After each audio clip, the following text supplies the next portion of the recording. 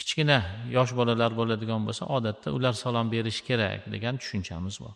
Aslida Rasululloh sollallohu alayhi vasallamga ergashamiz desak, kimni ko'rsak ham birinchi bo'lib salom berishlikka intilishligimiz kerak. U yosh bola bo'ladimi, yoshi katta bo'ladimi, sunnatga amal qilishlikka hammamiz harakat qilishligimiz kerak.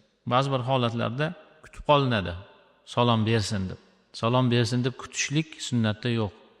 Birinchi bo'lib salom berishlik bor. Shuning uchun kimni ko'rsak ham assalomu alaykum deb salom berishlikka shoshilaylik. Ana o'shanda inshaalloh Rasululloh sollallohu alayhi vasallamning sunnatlarini topgan bo'lamiz va birinchi salom bergan kishiga beriladigan ajr savoblarga ega bo'lamiz.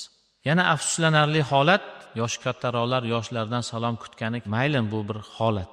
Tarbiya bo'lsin, boshqa bo'lsin degan niyatlari ham bo'lishi mumkin. Yoshlarimiz hozir salom bermaydigan bo'lib qolishyapti. Shu holat paydo bo'lgan. Bu ham tashvish, musulmonlarni tashvishiga sabab bo'lishi kerak bo'lgan holat. Mana shunday holatlarda kattalar o'zi salom berib, yoshlarga bir o'rnak bo'lib, oldilariga chaqirib chiroyli nasihat qilib qo'ysa, inshaalloh yoshlarimiz ham ergashadi.